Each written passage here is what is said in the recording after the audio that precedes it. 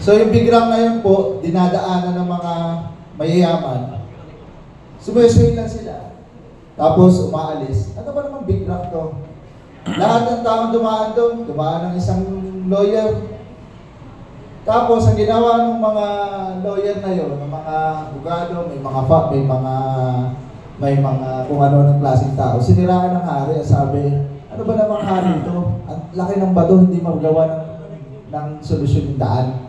Siniraan ng problema, nag-welga sila against the hari. Pero may isang tao po na farmer na dumaan sa gitna.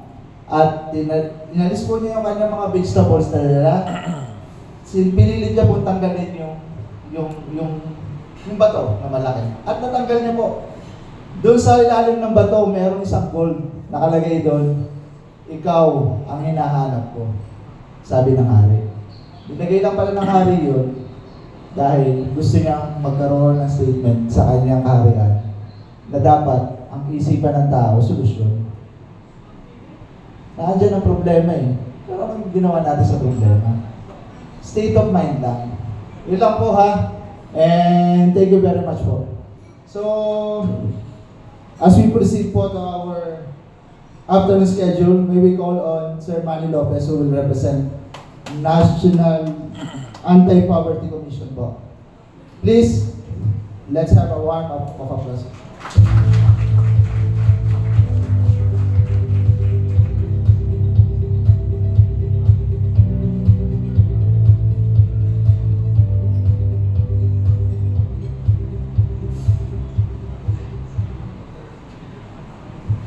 Good afternoon. Magandang hapon po sa inyong lahat. Naimbag nga malong tayamin, nagigay kakadwa tayo, na nagkapupay, jay Amyanan, Northern Luzon, and to our friends from the Visayas, maayong hapon sa inyo ng tanan. Sa ating mga kapatid na nanggaling pa sa Mindanao, hindi ko po alam magsalita ng tausog, kaya good afternoon na lang din po sa inyo lahat. Anyway, ako po si Manny S.D. Lopez. Ako po ay hindi mayor ng Manila or congressman ng Manila. At lalong-lalo na po, hindi tayo may-ari ng Meralco at ABS-CBN. Sapagkat kung tayo po naging may-ari ng Meralco, makalimutan na lahat ang inyong kuryente. Isip ko lupis ito. Ako po ay naimbitahan dito ng aking matalik na kaibigan at if I may say, isang taong aking hinahanaan, walang iba kundi si Bishop Nilo Tayo, founding chairman of the Kabataan ng Kabayan. I actually have a prepared speech for this afternoon, but when I heard the speakers doing a bombastic presentation of different issues haunting our nation, ako po ay medyo kinabahan. Kaya ako po ay magsasalita na lang ngayon ng parang narrative. No? We will come up with an analysis as requested by Bishop Milo on the current state of our national affairs and come up with possible solutions, how we could address the different challenges and opportunities that we will be facing as a nation in the years and decades to come. I understand this is a forum on people's initiative. And as we very well know, the People's Initiative Law, Republic Act 6735, was crafted to empower ordinary citizens and private organizations to launch initiatives that would enable them to craft laws, legislate, amend, or even repeal laws that are not consistent with the interest and welfare of our nation and our people.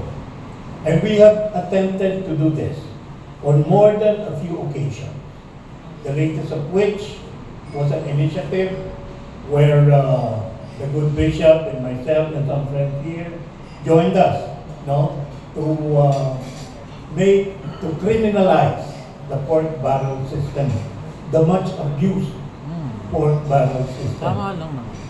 We were fortunate that the Supreme Court decided in favor of scrapping the Yung pork penalty barrel mo eh. system, but somehow it was renamed. The processes were changed a little, but the practices of corrupting public funds for personal interest remains.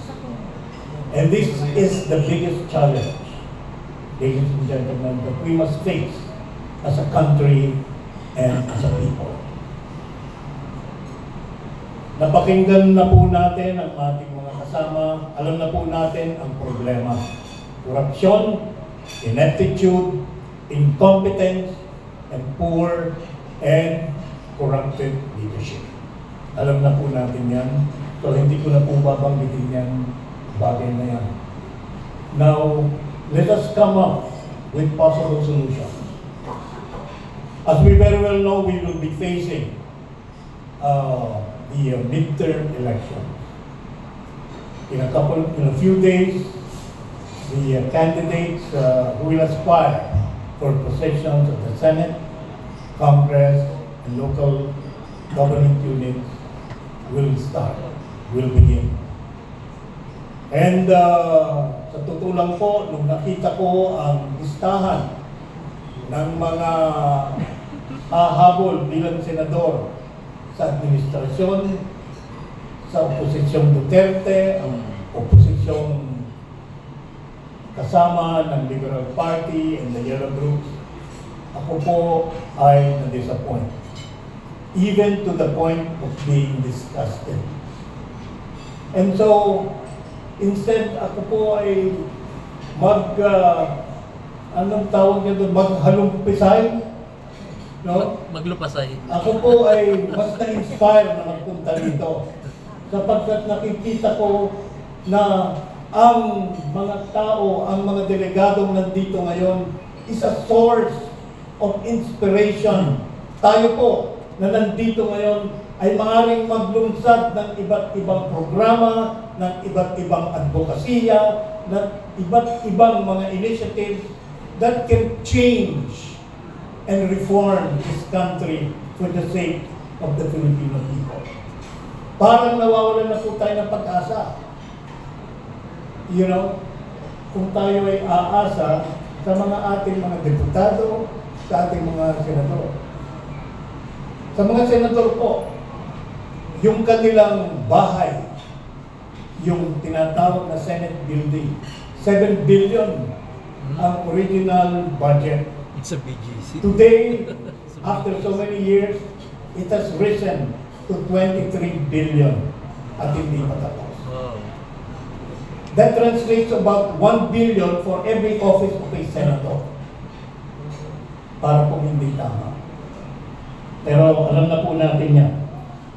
Ngayon po, how do we face these dynasties, these politically entrenched aspirants for the powerful posts of senator, congressman, governors, etc.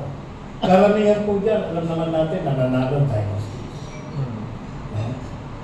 We are operating in a lopsided, what I call as a mongrel democracy. Na pera ang nangingibabaw rather than the qualifications, commitment, and the aspiration, the track record of good candidates. As a matter of fact po, nung tumakbo kami, ako, bilang Vice Presidente ng ating mahal na Republika, medyo napilitan po tayo noon.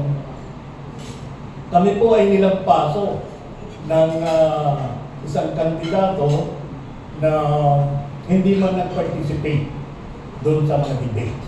Where supposedly, during those debates, you would be able to articulate your program of government, your vision and mission on how to uplift the lives of our country, on how to sustain development and promote equitable progress upang mabigyan ng lunas ang mga napakalaking mga suliranin na haharapin natin.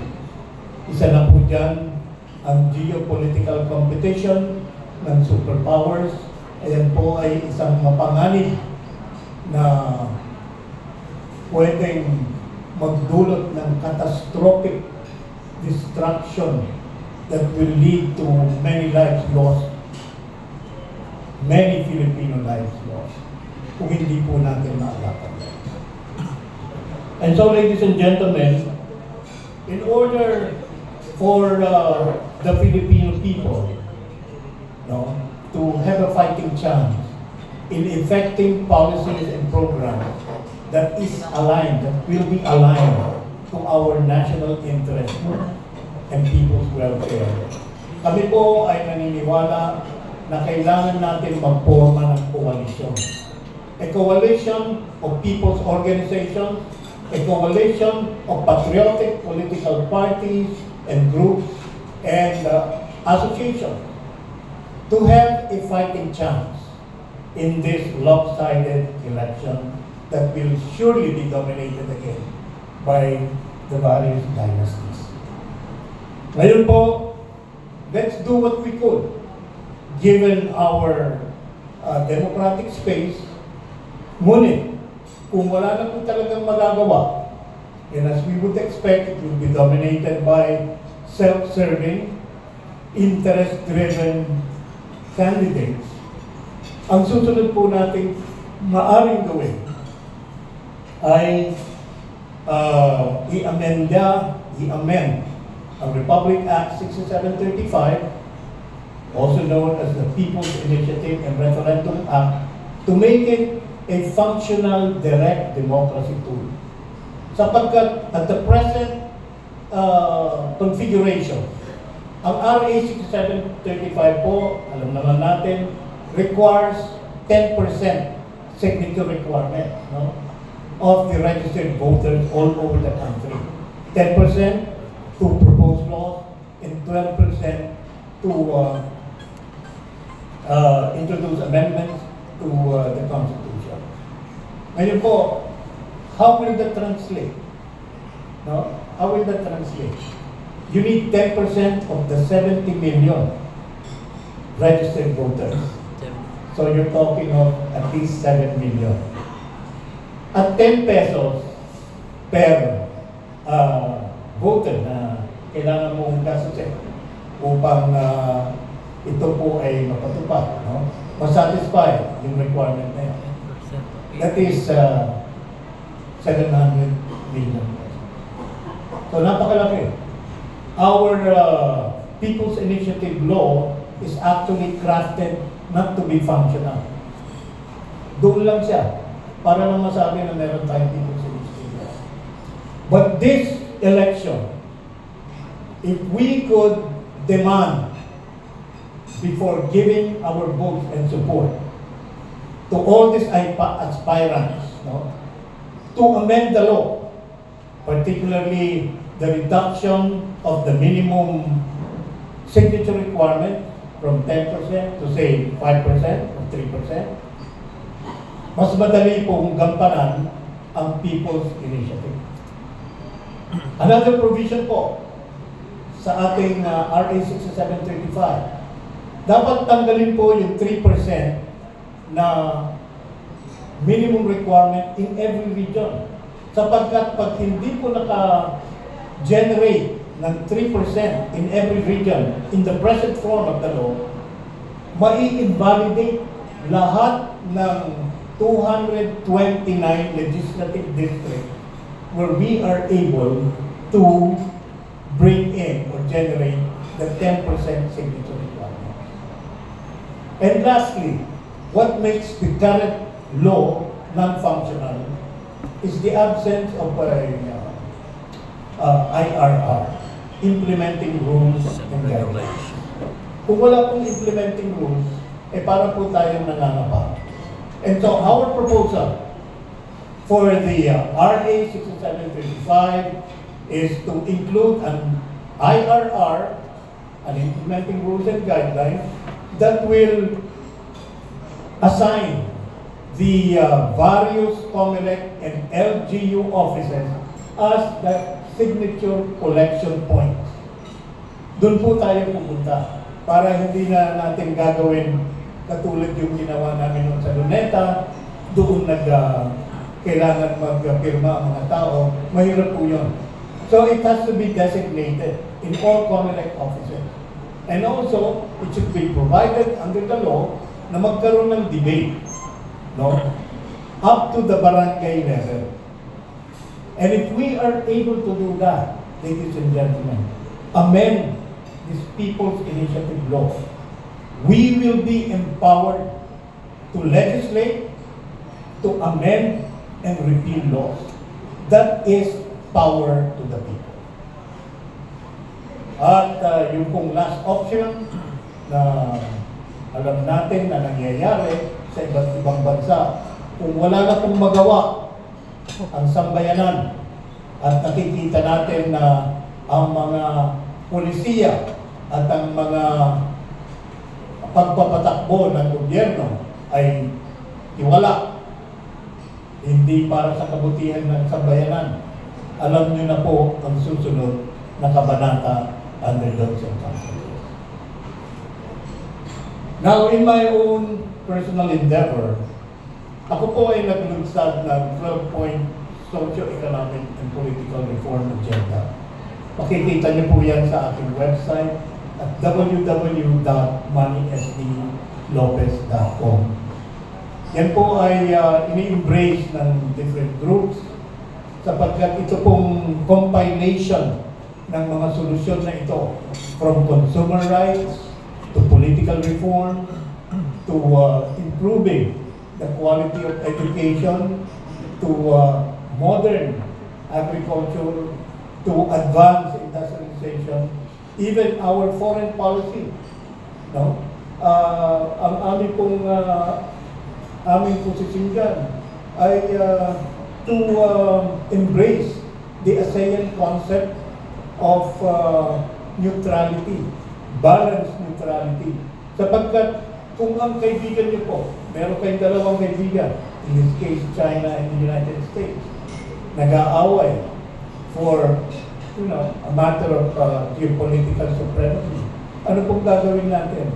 Kailangan ba tayong makisali sa away nila?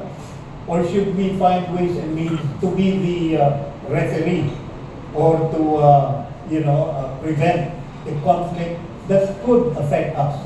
Because as you very well know, to sustain development and to promote progress, you need the foundation of peace and order.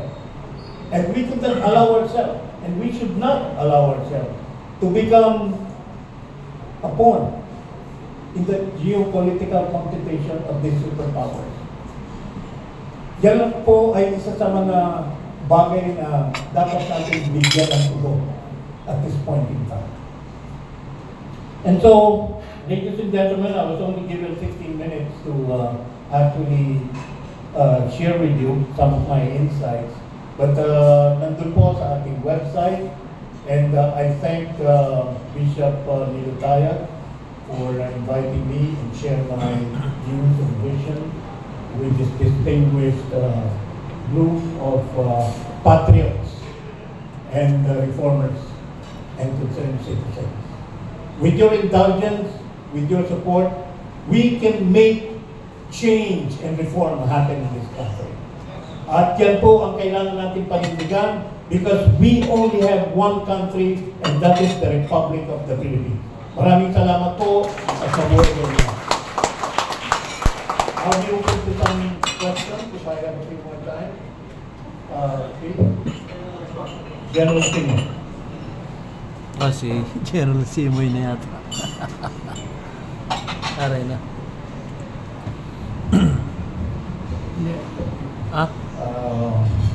Si General Simoy. Magandang hapon. Di ba? Kasi kanina umaga yun. Di ba si General Simoy yan?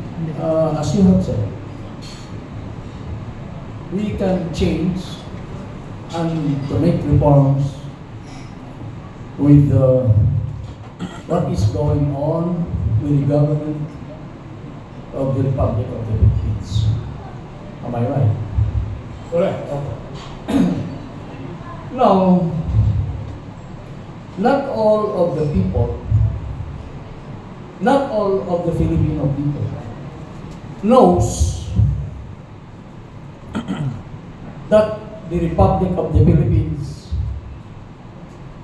is a private corporation of the United States of America. The Republic of the Philippines, during the Insular Government of America, was registered with the Securities and Exchange Commission in America.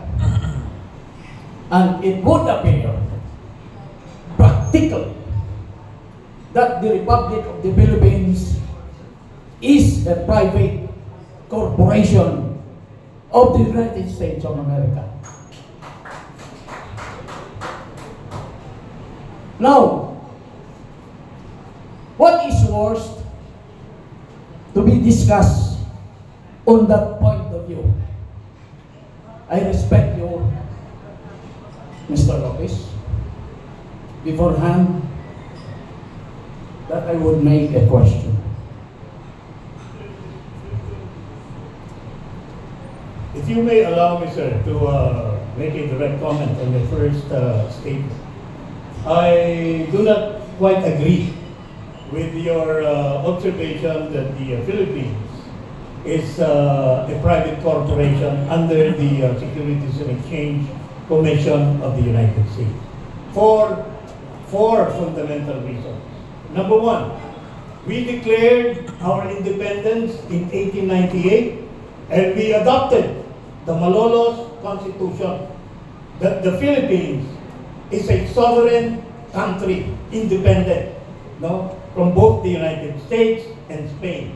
And we fought, we shed blood to put substance to this claim of freedom, independence, and sovereignty.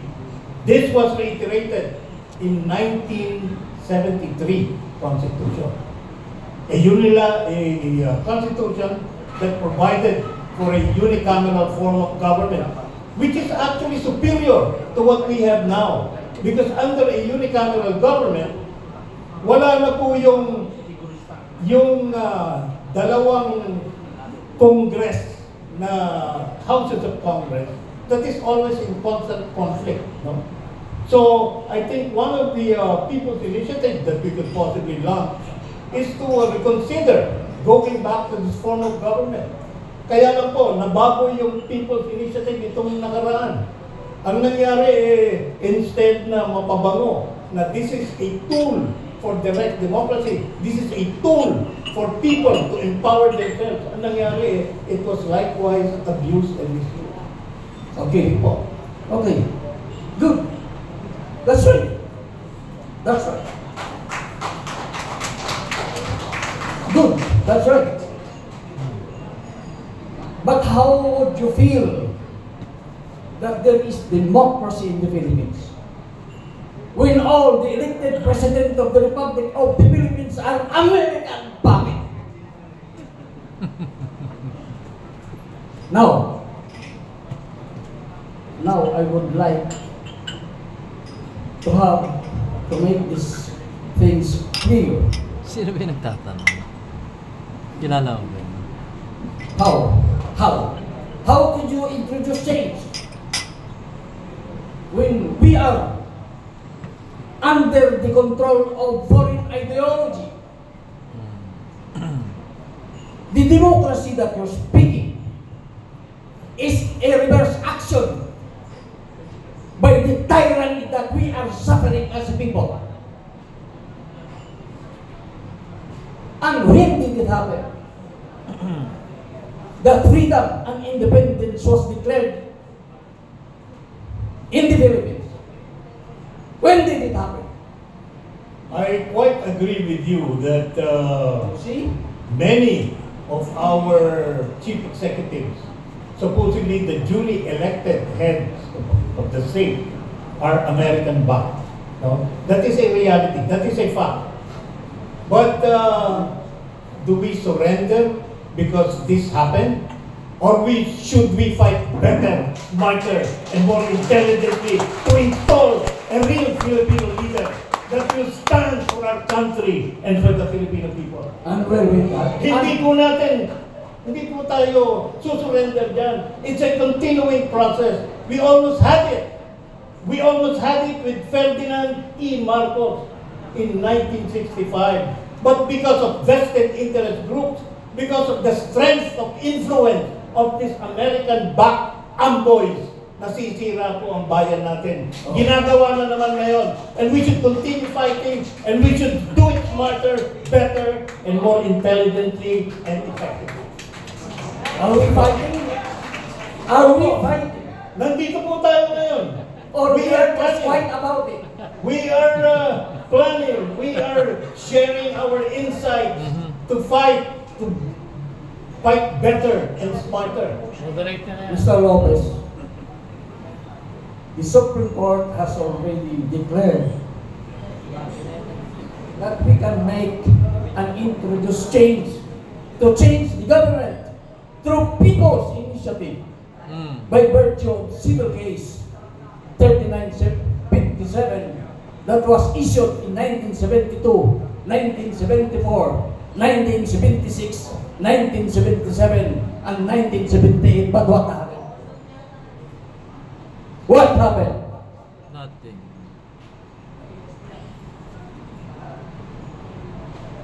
I think you have already answered the question that speaks for itself. That's all.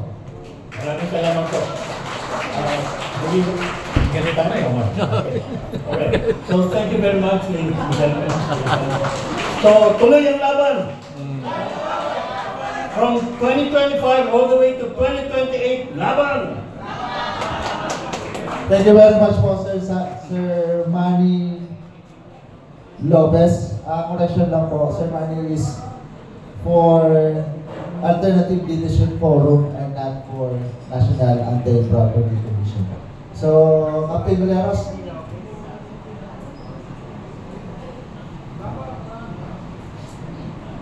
Thank you again, Sir Sani. PA ba si Captain Umiinit na po. Ano siya? Maybe. Navy rin si Captain. Reminder lang po uli ha. Napakaganda nung pinag-uusapan dahil paglilinaw sa mga bagay-bagay. Pero pilitin po natin na huwag tayong lumabas doon sa ating target goal. Yun lang po ang pakiusap ko. Maraming problema na pwede natin pag-usapan at mag-arrange tayo ng panibagong forum. Pero pilitin po natin na maganda yung na-discuss ni Sir Manny, maganda rin yung tanong ni General Borse, natututo tayo. Pero kailangan kasi ang target natin makahanap ng concrete solution dun sa mga problema. Ulitin ko, Tama. huwag na tayong magpaikot-ikot dun sa mga problema. Alam na natin lahat yun eh. Ang gustong marinig ng bawat isa, Yung ano solusyon. ba yung solusyon na kailangan Yan. nating Tama. pag-usapan at pagkasunduan. Nag-usap kami ni attorney kanina, we will stick to our speaker ngayong hapon dahil nakaprogram ito. Ang susunod dito si Bishop Ed Minario, tapos si Bishop Militayan. Pag may time pa, marami po kasing nag-present na gusto nila maging speaker. So pagbibigyan po natin, hindi pwedeng hindi sila magsalita. So nasa listahan na rin ni Attorney Chris. Sila Attorney Gigs magpantay, Citizen Crime Watch, nandito po siya. Commander Lay Ordenes ng ating West Philippine Citizen, nandito rin. Si Sir Segundo Metral ng Filipino Guerrilla Forces natin, nandiyan rin. Dr. Arnolfo Indoctivo. So, lahat po mapagbibigyan. Ang pakiusap po ulitin ko po ha, 1 minuto doon sa problema, 3 minuto sa solusyon, palagay ko okay na yun eh. Pwede. Kasi kung iikot-ikot tayo, sayang yung time natin. Ako po personally, kilala niyo po ako, marami rito. Hindi po ako tumatambay sa problema. Alam niyo po yan. Ayaw na ayaw kong tumambay sa problema. Lagi po akong nakaantabay, lagi po akong kasama ng bawat isa doon sa solusyon na hinahanap natin. Maraming salamat po. Thank you very much for Captain Valeros. And as we go along, may we call on to our fourth speaker of the day, the Bishop Ed Almenario.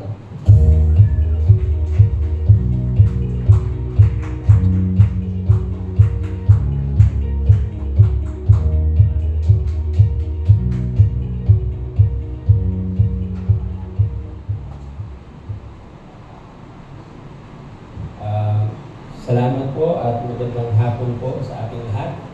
Ako po ay naatasan ni Bishop Nilo to discuss something about the government of God versus the government of men. Kasi po, we believe sa grupo po namin sa Mamlaka that 90% of all the national and international problems na hinaharap po natin sa buong mundo po ngayon ay ang kadahilanan lamang po ito na resulta ng government or religion. Let's face it po mga kapatid. Ano po ba itong mga problema na ito? Global hunger, yung nakalipas lang na pandemic. Hindi po yun pandemic, yun po ay pandemic because it was planned.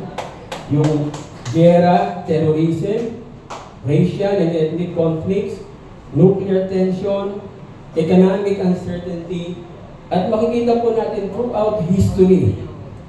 Ang greatest challenge po natin mga tao is how to learn in peace with himself and his neighbor. Yan po ang mabigat po nating challenge. Kaya nga po mga kapatid, titignan po natin the need for government is inherent po sa atin because we are created in the image of God. And our God is the originator of governance. In fact, in Genesis chapter 1, verse 26, God said that let us make man in our image, in our likeness, and let them have dominion. Dominion came from the Hebrew word mamlaka, which means government, rulership, kingdom. So ito po ang sinasabi ng salita niya. So, ang sinasabi po sa atin ng salita ng Panginoon, the first command given to us by God is governance. To govern. First of all, yung idea na yan ang galing po sa Panginoon. Because of the fall of mankind, which is recorded in the 3rd chapter of Genesis, the result was, we declare independence from the government of heaven. Ano po ang naging resulta? Anarchy, social, and spiritual chaos. That is why in Romans chapter 8, 19 to 21, it was mentioned in the book of Romans, the creation waits in eager expectations for the sons of God to be revealed. So the Bible tells us that even the environment is being affected by the wrong governance of the human beings. So they are waiting. They are subjected to frustration, not by their own choice, but by the will of the one who subjected it. Because it was the time that we declared independence from the governance of the Creator. So, kung titignan po natin, in essence, yung rejection po natin sa Heaven's Kingdom model of leadership, nag-abolish po tayo ng peace at nag-install po tayo ng inferior form of government. So the question is, what is government? Government is about order, influence, administration, distribution, protection, maintenance, accountability, and responsibility. Nag-origin po ito sa Greek, na ang Greek word po nito ay kubernetes. Ang ibig sabihin po ay to steer, to pilot, to act as a rudder. So without law, ang meron po tayo ay chaos. So sa government po, in governing, incorporated po yung authority. At there is no successful governance without proper authority. Dalhin ko po kayo ng sandali lang po sa mga na-form natin na government sa mundo. Nung simula nang lumayo tayo sa ating Diyos, ano po ang una? Feudalism. What is feudalism? Feudalism, ang dinidescribe po nito yung governing or ruling that was established by virtue of the power of ownership.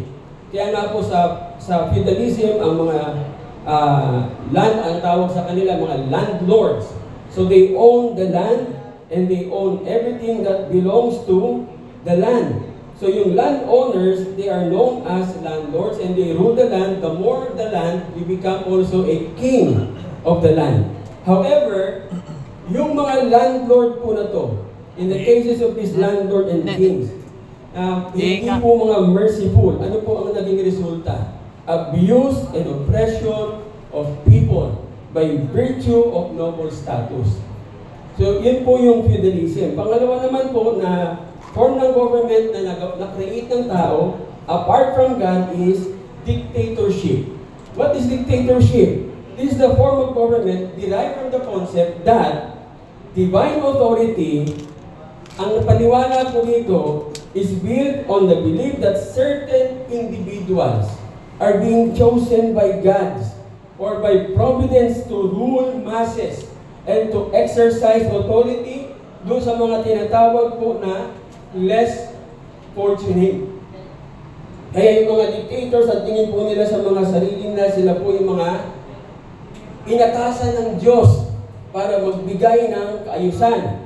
Yun nga lang po, hindi rin po ito galing sa Panginoon. Dictatorship over humanity is not God's original design of government. Because it was mentioned, let them have rule in Genesis 1:26 over the fish, over the birds, and over all the creation, not over other people. We do not govern. We do not manage. If we will take a look at the leadership of the Lord Jesus Christ, He never managed people. He influenced people. Tayo po minamanage natin ng tao. And the moment you are being managed, because we are created in the image of God, ano agad ang unang nararamdaman mo? Gusto mong magrebelde. Kasi tayo po ay mga leaders. We are rulers. So the next form of government that we have created is communism. Ganon din po ito. Ang communism po is man's attempt to control land and people by the exercise of dictatorship. Communism is governing without the creator, without the source. So communism simply exchange yung power ng mga SARS. Kinuha po nila yung kapangyarihan ng mga SARS, pagkatapos sila na po ang nag-govern. And tinanggal po nila ang Diyos. Kaya nga po hindi nagtagumpay yung communism sa Pilipinas. Bakit po? Ang mga Pilipino po ay spiritual. Ang Pilipino po ay maka-Diyos. Kaya kailanman hindi magtatagumpay sa bansang Pilipinas ang komunismo. Ano pa po ang isang government na na-form po ng tao? Socialism. So ito po ay stepchild ng communism. By the way, ang communism po, ang origin yan sa Bible in Acts chapter 4 verse 32. When all the believers sold everything that they had and they have everything in common. So hindi po original si Karl Marx diyan. Kinopya lang po yan ni Karl Marx sa Bible. Yung nga lang, ginamit po yan na mag-oppress din po ng kapwa-tao. So ang socialism, stepchild din po ng communism. Ngayon pupunta po tayo sa pinakasikat, democracy. And I call this democracy. This is a form of government that has a lot of craziness. Ano po ang tawag sa democracy? This is the rule of the people, by the people, and for the people. But I have my own version of this definition. Democracy is the rule of OFF, the people. You take of the people, no? And by BUY, you buy the people. And after buying the people, rule for the people. You make the people poor. This is the democracy that we have. And always remember, democracy was built on rebellion against a kingdom, the kingdom of England. Americans have never understood the potential and power of kings and kingdom. In fact, I made my own research about nations under monarchy. And you would note that all of these nations are having good economy. There were no poor because the king is taking care of them. But mas pinili po natin yung democracy kasi ang tingin po natin dito the best form of government, and we call this the majority rules. But what is the problem of the majority rule? Ito po yung defect ng democracy. The defect of democracy is the majority rule. But the problem of the majority, lalo sa time natin po ngayon, ang majority vote natin po ngayon is always wrong. Bakit po? ay hindi na po natin kailangan tingnan pa o pag-aralan pa. Sino po ba ang mga nananalo? Through majority rules. Yung mga nagbayad, yung mga naglabas ng maraming pera, at kung ano-ano pang mga pinaggagawa. Pumupunta kami ng Mindoro, nagtuturo kami sa mga tao doon. Sa simula pa lamang sa Kalapan, hanggang sa buong lugar ng Mindoro, may isang mukha kaming nakikita, hindi pa po campaign period. Ano pong sinasabi? Ingat sa biyahe. Anak po ni Bilyan. May pera sila. So ito po yung tinatawag natin majority. That is the problem of democracy. Simply put, democracy that we have now is man's worship and elevation of himself. Ito lang po ang democracy natin ngayon. Hindi po talaga yung totoong democracy na sinasabi. In fact, even Plato, hindi po niya pinush ang democracy. Because for him, according to Plato, the end part of democracy is despotism. Because it will be the state that will declare everything and everything will be controlled by the state. Therefore, yung context po or original mandate po ng ating Panginoon, no, ay hindi po pwedeng mangyari sa democracy, yung tinatawag na separation of church and state. Bakit po? Everyone is religious. Tama po ba? In the sense that we bring our life, we bring our moral convictions, no matter what their religions claim. Hindi mo po pwedeng ihiwalay yung politika sa relihiyon ng tao. Kaya hindi po totoo yung sinasabi ng democracy na separation of church and state. Ano po yan? Wishful thinking. Ito po ang problem ng democracy. Rule of the people. Why? Because the vote of the many is always wrong. Di po ba sabi nila, Vox Populi, Vox Dei? Do you believe that? Kung babalikan po natin yung original po niya, Vox Populi, Semper Status Insinei. Ibig sabihin, ang boss ng tao ay palaging patungo sa kasiraan ng ulo kabaliwan. Yun po ang sinasabi kasi it was misquoted. Kinuha lang po yung Vox Populi, Vox Dei, hindi kinuha yung buong konteksto nung quote na yan. At ginamit na lang po yung Vox Populi, Vox Dei. So ano po ang aming solusyon? Kami po, nagpipresent kami ng alternative. Ano po ang aming alternative? We have to return to the original governing concept of God the Creator, which is the kingdom concept. More than 2,000 years ago, Christ came on earth. And He was preaching about the kingdom. He never preached about religion. Christ never founded Christianity. If you will find any verse from the Bible that says Jesus Christ founded Christianity, I will quit my ministry. And I will challenge you if you can find one. Because He never found Christianity. He was here preaching about the gospel of the kingdom of God. We all fight each other. Why? Because of religion. 3 days din We kayo, make sir. our own 3 religion. days din kayo. Jesus preached about the 3 days din kingdom. kayo, mistake. And the kingdom is unifying. The kingdom unifies. Matapos naman. At anong kaibahan po ng kingdom ng ating Panginoon? In the kingdom on earth, it's the subject that died for the king. In the kingdom of God, it's the king that died for the subject. He is a benevolent king. Kasi 20 And- kami, hindi ako And if you na-stop. would note, in the Old Testament, Ngayon, merong whenever the Israelite 5, people hindi dumating. depart from So, their parang God, depart from Yahweh, ano po nangyayari? Chaos. Ano pa? Misgovernance. And so on and so forth. This is what we are right now. Our land is sick. And we are fighting against ideas and so on and so forth, forgetting who owns the land. The land is being owned by the king. And who is the king? God, the source, the creator. Let's go back to Him so that our land will be healed. 2 Chronicles 7:14 says, if my people who are called by my name shall humble themselves and pray and turn from their wicked ways, then I will hear from heaven, will forgive their sins, and heal their land.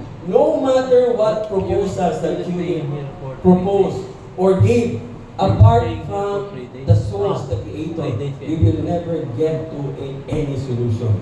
And we believe the only solution is go back to the source, go back to the King, and let's have rulership under the guidance of the King of Kings. Maraming salamat po. Vlogger po ako ng Philippines. Maraming salamat po, Bishop Ed. We are now open to questions to Bishop Ed. Yes, po. Visa pa ito.